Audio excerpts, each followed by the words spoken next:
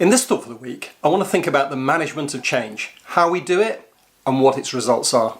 Enjoy.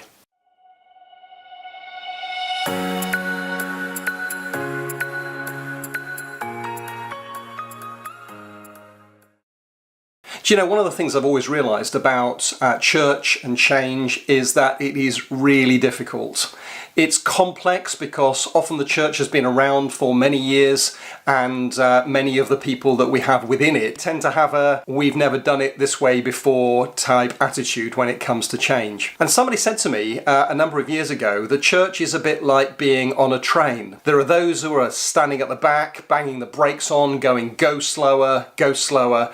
There are those that are at the front, pouring in the fuel, going go faster, go faster. And then there's the vast majority who are running up and down the corridor, never quite sure where they are. And it made me realise that actually, at any moment in time, I have to deal with three churches if I'm going to actually help a church move forward and deal with legitimate change. I have to deal with the church as it was, the anchor point, the affection with which people look to the past and recognise the value of the faithfulness of the saints down through the generations. It's often the case that there's a great deal of nostalgia in the life of church, and you can't ignore that, you can't trample over it, you can't act like anything that God did in the past is now rubbished and that God is somehow schizophrenic and he completely denies how the past has influenced the present and will influence the future, and that we just sort of cut it off at the neck and move on in a relatively callous way where those things are concerned. No, we have to have right regard for our history. We need to recognise that often it can be our friend, not our foe. As we look back, we can discover that the things we're trying to do now have been attempted by the church in the past, successfully and sometimes unsuccessfully. But the fact that they've tried shows a courage of heart, a faith-filled spirit in the life of the church, and that can help to springboard us into the new projects for the future. And so we need to have right regard for the church as it was, but we also need to recognise and acknowledge the church as it is. The church in any generation is unique. It's different to anything that has come before because it's a different people, a different perspective, and a different outlook on life. And therefore we have to have an honest appraisal and view of the people that God has given us. You see, I truly believe that God has given us right now all the resources we need to do the work that He's called us to do. He's given us the right people to get started.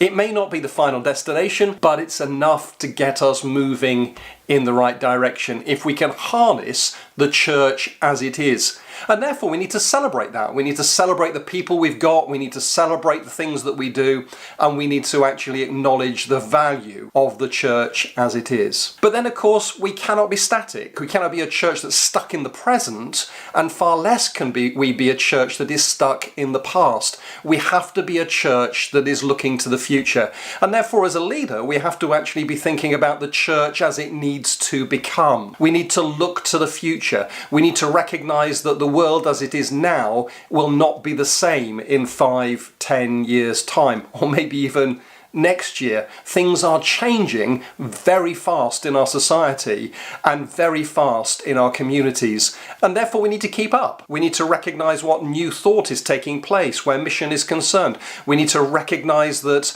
we are engaging with a new people who see the world in a new way. So that's my thought for the week. It's a little longer this time. Hope you found it helpful and stimulates your thinking. If it has, then please give us that thumbs up and press that like button. It really helps. Be interested in your comments. Where's your church as things stand at the moment? Is it a church that's looking back? Is it a church that's stuck in the present? Or is it a church that's rushing forward with breakneck speed and leaving people in its wake? Or are you managing to balance the three, and how are you doing that? Because we all need to learn from one another. If you've enjoyed this video and you think others might like to watch it, then please share it with them because it gets it out there and hopefully helps others. And if you'd like to follow us on a regular basis, then press that follow button and join the family of the Entheos Trust.